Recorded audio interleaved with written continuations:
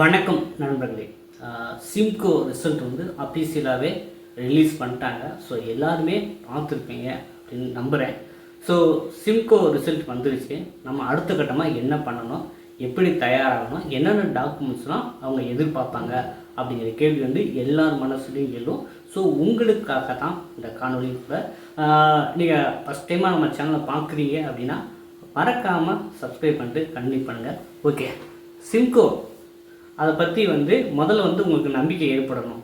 அது government Jhapa, private Jhapa, டெம்பரவரியா அப்படின்னு நிறைய ஒரு பேர் குழப்பத்தில் இருக்கீங்க. முதல்ல வந்து பார்த்தீங்கன்னா சிம்கோ வந்து பார்த்திங்கன்னா ஒரு கோஆப்ரேட்டிவ் சொசைட்டி.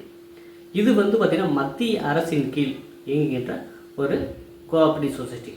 ஓகேவா? இப்போ உதாரணமாக நம்ம ரேஷன் கடை, இது வந்து பார்த்திங்கன்னா கோஆப்ரேட்டிவ் சொசைட்டி கீழே இயங்குகிற ஒரு அமைப்பு தான். அதே போல் கோஆப்ரேட்டிவ் பேங்க், இது வந்து ஸ்டேட் கவர்மெண்டோட லிங்க்கில் இருக்குது.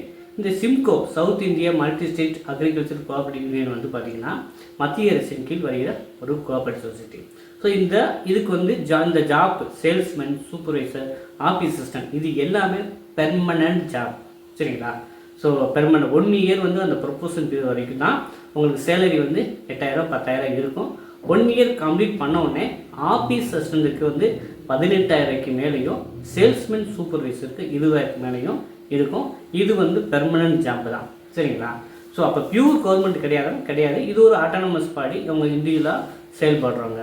ஓகேவா? ஆனால் பெர்மனன்ட் ஜாப் தான். நீங்கள் கோஆப்ரேட்டிவ் பேங்க் நிறைய பேர் வேலை பார்க்கணும்னு ஆசைப்படுறாங்களா? அதே போல தான் இதுவும். ஓகேவா? ஸோ இதில் சேல்ஸ்மேன், சூப்பர்வைசர், ஆஃபீஸ் இருக்குது. இது பெர்மனன்ட் ஜாப் தான். ஸோ நம்பி வந்து நீங்கள் தயாராகலாம். ஓகேங்க. அடுத்து நான் என்ன பண்ணணும் அப்படின்னு கேட்டிங்கன்னா, ஸோ ஒரு சில கேஸ்ட்டுக்கு மட்டும் சொல்லிடுறேன். குறிப்பாக வந்து பிசி முஸ்லீம், எம்பிசி, டிஎன்சி, டிஎன்டி, ஸோ இந்த கேட்டகரியில் வர்றவங்க வந்து கண்டிப்பாக ஓபிசி சர்டிஃபிகேட் வந்து எடுக்கணும். சரிங்களா? ஓபிசி வந்து மத்திய அரசு பணி, ஏன்னா இது மத்திய அரசு பணிக்கு வந்து கண்டிப்பாக ஓபிசி தேவை. அதனால வந்து ஓபிசி வந்து பார்த்திங்கன்னா அந்த சர்டிஃபிகேட் வந்து ஒரு 6 மந்த்துக்கு தான் வேலிடாக இருக்கும். ஏன் அந்த ஓபிசி சர்டிஃபிகேட் கேட்குறாங்க அப்படின்னா, மத்திய அரசு பணிகளை பொறுத்த வரைக்கும் கிரீமி லேயர், நான் கிரீமி லேயர் அப்படிங்கிற ஒரு ஆப்ஷன்ஸ் இருக்குது. ஸோ அந்த இதில் என்னங்க கிரீமி லேயர்னு என்ன புதுசாக சொன்னீங்கன்னா, அதாவது ஒருத்தவங்களுடைய ஆண்டு வருமானம் 8 லட்சத்துக்கு அதிகமாச்சுன்னா அவங்க கிரீமி லேயர், 8 லட்சத்துக்கு கீழே இருந்தால் தான் அவங்க நான் கிரீமி லேயர். அவங்களுக்கு தான் இந்த ஓபிசி பிரிவில் இடஒதுக்கீடு. அப்போ வந்து நீங்கள் சர்டிஃபிகேட் வாங்கும்போது நான் கிரீமி லேயர், ஓபிசின்னு அந்த சர்டிஃபிகேட் இருந்தால் தான் நீங்கள் அந்த ஒரு கோட்டாக்குள்ளே இடஒதுக்கீடு பெற முடியும். இல்லாட்டி வந்து நீங்கள் ஜென்ரல் கேட்டகரிக்கு போயிடுவீங்க. ஓகேங்களா? ஸோ அதனால தான் நான் கிரீமி லேயரில் ஓபிசி சர்டிஃபிகேட் வந்து எல்லாருமே எடுத்து போகணும். அதாவது பிசியாக இருக்கிறவங்க, எம்பிசி, டிஎன்சி, பிசி முஸ்லீம் எல்லாருமே வந்து நீங்கள் ஓபிசி சர்டிஃபிகேட் எடுத்து தான் ஆகணும். அது இன்டர்வியூக்கு அதை கொண்டு தான் போகணும். ஏன்னா நீங்கள் அப்ளை பண்ணும்போது உங்களுடைய கம்யூனிட்டி ஓன் கம்யூனிட்டியை வச்சுருப்பீங்க, ஆனால் வந்து நீங்கள் ஓபிசிக்குள்ளே தான் வருவீங்க. சரிங்களா? அதனால் வந்து நீங்கள் ஓபிசி சர்டிஃபிகேட் எடுத்துகிட்டு போகிறது, எடுத்து வச்சிருக்கிறது நல்லது. ஏன்னா அது இன்டர்வியூ கால்ட்டிட்டு வந்ததுக்கப்புறம் ஷார்ட் டைம் ஒரு 10 நாள் 15 நாள் தான் டைம் இருக்கும். அப்போ எடுக்க முடியாது. அதனால் நீங்கள் ரிசல்ட்டு பார்த்தவங்க கண்டிப்பாக எடுத்து வச்சுக்கோங்க. அப்புறம் வந்து இடபிள்யூஎஸ்னால் என்னங்க, நாங்களும் சர்டிஃபிகேட் எடுக்க மாட்டோம். கண்டிப்பாக வந்து இதுவுமே ஓபிசி மாதிரி தான். அதாவது அப்பர் கேஸ்ட்டுக்கு. சரிங்களா? இவங்களுக்கு வந்து பார்த்திங்கன்னா தமிழக அரசு வந்து இடஒதுக்கீடே கிடையாது. மத்திய அரசு பணியில் தான் அது எக்கனாமிக் வீக்கர் செக்ஷன் அப்படிங்கிறத ஒரு கோட்டா கொடுத்துருக்காங்க. ஸோ இதில் வந்து பார்த்திங்கன்னா இதே கிரிட்டீரியா மாதிரி அவங்களுக்கு வந்து பார்த்திங்கன்னா ஆண்டு வருமானம் அந்த மாதிரி கிரிட்டீரியா வச்சுருக்காங்க. இடபிள்யூஎஸ் கீழே எடுத்தவங்க வந்து அவங்களும் ரீசெண்டாக எடுத்த இடபிள்யூஎஸ் சர்டிஃபிகேட் வச்சுக்கிறது நல்லது. அது வந்துமே உங்களுடைய இன்டர்வியூக்கு வந்து கொண்டு போகிற மாதிரி இருக்கும். சரிங்களா? ஸோ இது ரெண்டும் ரொம்ப மஸ்ட்டுங்க. சரி, எஸ்சி/எஸ்டி பிரிவினருக்கு தேவையில்லைன்னா அது தேவையில்லை. ஓகேங்களா? எஸ்சி/எஸ்டி பிரிவினருக்கு நீங்கள் ஸ்டேட் கவர்மெண்ட் கொடுத்த சர்டிஃபிகேட்டே போதுமானது. அப்புறம் வந்து சின்ன ஒரு டவுட்டு, நீங்கள் ஆஃபீஸ் அசிஸ்டண்ட்டுக்கு குவாலிஃபிகேஷன் 10ன்னு வச்சுக்கோங்களேன். அப்போ 10ல் நீங்கள் 60% மேலே இருக்கணும்.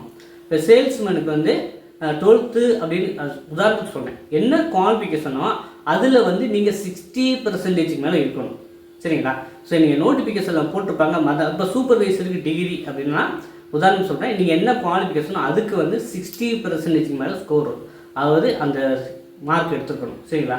ஸோ இவங்க தான் எலிஜிபிள் ஆவாங்க. மற்றபடி நீங்கள் 55% பாஸ் பண்ணாலுமே நீங்கள் ரிஜெக்ட் பண்ணியிருப்பாங்க. ஆனால் அப்ளை பண்ணக்கூடாதுன்னு சொல்லியிருப்பாங்க. ஸோ இருந்தாலும் நீங்கள் வந்து இதே 55% வச்சுருக்கேன், நான் இன்டர்வியூ போய் செலக்ட் பண்ணாங்கன்னா செலக்ட் பண்ணுறதுக்கு ரொம்ப கஷ்டம்தான். அதனால் நோட்டிஃபிகேஷனில் போட்டிருக்காங்க. இந்த ஒரு கிரிட்டீரியாவை நீங்கள் தெரிஞ்சு வச்சுக்கிறது நல்லது. ஸோ நம்ம வந்து பார்த்திங்கன்னா பேசிக்காகவே உங்கள்கிட்ட சொல்லிட்டேன். ஸோ சிம்கோ வந்து ஒரு கோஆபரேட்டிவ் சொசைட்டி தான், ஸோ பெர்மனன்ட் ஜாப் தான். ஸோ நீங்கள் வந்து பார்த்திங்கன்னா போஸ்டிங் எங்கே போடுவாங்கன்னா ஹெட் ஆஃபீஸ் வந்து வேலூரில் தான் இருக்குது. அப்போ வேலூர் இருக்கனால இப்போ நிறைய பிரான்ச்சஸ் வந்து பார்த்திங்கன்னா மற்ற மாவட்டங்களில் ஆரம்பிச்சிட்டு வராங்க. ஸோ அதில் கூட உங்களுக்கு போஸ்டிங் போடலாம். ஓகேவா? வேலூர் மட்டும் கிடையாது, மற்ற மாவட்டங்களில் உங்களுக்கு போஸ்டிங் போடலாம். அதாவது என்னென்னா இவங்க வந்து பார்த்திங்கன்னா ரொம்ப வெளிப்படைத்தன்மையோட, இப்போ வந்து பார்த்திங்கன்னா நீங்கள் உங்கள் ஸ்கோர் பார்த்தீங்கன்னா மற்றவங்க ஸ்கோரையும் பார்க்குற மாதிரி தான் போட்டிருக்காங்க. சரிங்களா? அதனால் வந்து காசு கேட்குறாங்க, அது கேட்குறாங்க, அப்படி நீங்களாம் வந்து ஒரு ஒரு ஒரு ஒரு போலியான செய்தியை பரப்பி விட்டு நீங்களே ப்ரமோட் ஆகிக்கிறாங்க. நம்பி போங்க. முடிஞ்சளவு எஃபோர்ட் போட்டு இன்டர்வியூ அட்டன் பண்ணுங்கள், வேலை வாங்க பாருங்கள். சரிங்களா? ஸோ வதந்திகளை நம்ப வேண்டாம். ஏன்னா இவங்க நீங்கள் ரிசல்ட் பார்த்துருப்பீங்க, மற்றவங்க ரிசல்ட்டையும் உங்களை பார்க்குற மாதிரி தான் வச்சுருக்காங்க. ஓகேவா? அப்போ வெளிப்படைத்தன்மை இருக்குல்ல. ஸோ இவங்க இவ்வளோ ஸ்கோர் எடுத்திருக்காங்க, இவ்வளோ ஸ்கோர் இருக்காங்க, ஸோ இது போல் யார் பண்ணுறா? ஸோ வெளிப்படைத்தன்மையோட தான் பண்ணியிருக்காங்க. அதனால வந்து வதந்திகளை நீங்களே க்ரியேட் பண்ணாங்க. எந்த வதந்திகளையும் நீங்கள் நம்பாதீங்க. ஸோ உங்கள் மேலே நம்பிக்கை வச்சு இன்டர்வியூ பண்ணுங்கள், வேலை கிடைக்கிறதுக்கு நிறைய வாய்ப்பு இருக்குது. சரி, நம்ம பாரதிகம் சார்பாக நீங்கள் இன்டர்வியூ க்ரியேட் பண்ணுவீங்கன்னா கண்டிப்பாக பண்ணுவோம். ஏன்னா நம்ம ஒரு சேனல் மட்டும்தான், ஒரு அகாடமி மட்டும்தான் சிம்கோவுக்கு தொடர்ச்சியாக வந்து கைட் பண்ணிகிட்டு இருக்கோம். ஓகேவா? ஸோ அந்த அடிப்பில் இப்போவும் நம்ம பண்ணத்தான் போகிறோம். நான் என்ன பிளான் பண்ணியிருக்கேன், ஒன்லி பாஸ் பண்ணவங்க மட்டும் பண்ணவங்களுக்கு மட்டும் ஒரு குரூப் க்ரியேட் பண்ண போகிறேன். சரிங்களா? பாஸ் பண்ணவங்களுக்கு மட்டும் ஒரு குரூப் வந்து க்ரியேட் பண்ண போகிறேன். ஸோ ஏற்கனவே நம்மகிட்ட ஸ்டடி மெட்டீரியல் வாங்கியிருக்கவங்க அந்த லிங்க்கு கொடுக்குறேன். ஸ்டடி மெட்டீரியல் வாங்கி நிறைய பேர் இருக்கீங்க. நம்ம மேக்ஸிமம் நம்ம ஸ்டூடெண்ட் தான் இருக்கீங்க. நானே கமெண்ட்ஸ்லையும் பார்த்தேன், வாட்ஸ்அப்லேயும் பண்ணீங்க, நான் பாஸ்ன்னு தான் போட்டிருங்க. ஸோ அவங்களுக்கு மட்டும் தனி குரூப். ஏன்னா நீங்கள் வந்து சர்டிஃபிகேட் வெரிஃபிகேஷனுக்கு என்னென்ன உங்களுக்குள்ளே டிஸ்கஸ் பண்ணிக்கலாம். அப்புறம் வந்து இன்டர்வியூ போயிட்டு வந்துட்டு என்னென்ன கேட்டாங்க அப்படின்னு குரூப்பில் சொன்னால் மற்றவங்களும் தெரிஞ்சுக்கலாம். ஸோ அந்த ஒரு நல்லெண்ண அடிப்படையில் வந்து நம்மகிட்ட ஒரு குரூப் க்ரியேட் பண்ண போகிறோம். சரிங்களா? ஸோ அது வாட்ஸ்அப்பில் வந்து நீங்கள் வந்து ஸ்டடி மெட்டீரியல் வாங்குறவங்க என் குரூப்பில் ஜாயின் பண்ணி ரிக்வஸ்ட் கொடுங்க, நான் அப்படியே அந்த குரூப்பில் ஜாயின் பண்ணிடுவேன். ஸோ நான் புதுசாக ஒருத்தவங்க வராங்க, பார்த்து வராங்கன்னா ஸோ அவங்களுக்கு வந்து தனியாக வந்து நீங்கள் வந்து ஒரு 200 rupees பேமெண்ட் பண்ண மாதிரி இருக்கும். ஏன்னா நான் குரூப் வந்து ரொம்ப ஒரு கான்ஃபிடென்ஷியலாக ஒருத்தாக தான் நம்ம கொண்டு போகிறோம். சரிங்களா? தனியாக கெட்டில் பண்ணுறோம். ஸ்டடி மெட்டீரியல் ஏற்கனவே வாங்கினவங்க நம்ம இந்த பேமெண்ட் பண்ண தேவையில்லை. புதுசாக நம்ம குரூப்பில் ஜாயின் பண்ணணும்னு நினைக்கிறதுக்கு மட்டும் தான் இந்த பேமெண்ட். ஏன்னா குரூப்பில் வந்து ஒரு ப்ராப்பராக ஒரு டிசிப்ளினாக இருக்கணும், தேவையான கமெண்ட்ஸு இதெல்லாம் பண்ணக்கூடாது. ஸோ அந்த ஒருக்காக தான் இந்த காஸ்ட்டை நம்ம பண்ணுறோம். நம்ம கைடன்ஸ் வந்து பார்த்திங்கன்னா உங்களுக்கு அப்பாயின்மெண்ட் ஆர்டர் வரைக்கும் பண்ணிடுவோம். இந்த குரூப்பில் ஆட் பண்ணிவிட்டு ஸோ என்னென்ன தேவை கொண்டு போகணும், இன்டர்வியூக்கு எப்படி கேட்குறாங்க, அதை கேட்ட ஸ்டூடெண்ட்ஸ்கிட்ட அது அவங்க எப்படி அட்டன் பண்ணாங்க, என்னென்ன கொஸ்டின் கேட்டாங்க நம்ம குரூப்லேயே அவங்க சொல்லுவாங்க. ஸோ அதையுமே தெரிஞ்சுக்கிட்டு அதுக்கு தகுந்த மாதிரி நீங்கள் தயாராகிட்டு அடுத்த லெவல் போகும்போது உங்களுக்கு ஹெல்ப்ஃபுல்லாக இருக்கும். சரிங்களா? ஸோ இந்த மாதிரி வந்து நம்ம கைட் பண்ண போகிறோம். ஓகேவா? அதனால் வந்து நீங்கள் எங்களோட ஜாயின் பண்ணணும்னு நினைக்கிறவங்க, ஸோ இன்டர்வியூ கைடன்ஸ் வேணும்னு நினைக்கிறவங்க, புதுசாக அதாவது நம்மகிட்ட ஸ்டடி மெட்டீரியல் வாங்காதவங்க, சரிங்களா? ஸோ நீங்கள் வந்து பார்த்தீங்கன்னா இந்த நம்பருக்கு ரிக்வஸ்ட் கொடுத்து நீங்கள் ஜாயின் பண்ணிக்கலாம்.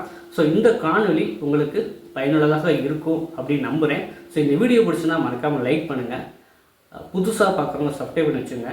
ஏதாவது டவுட்ஸ் இருந்துச்சுன்னா கமெண்ட்டில் தெரிவிங்க, நம்ம அடுத்த காணொலியில் டிஸ்கஸ் பண்ணுவோம். நன்றி, வணக்கம்.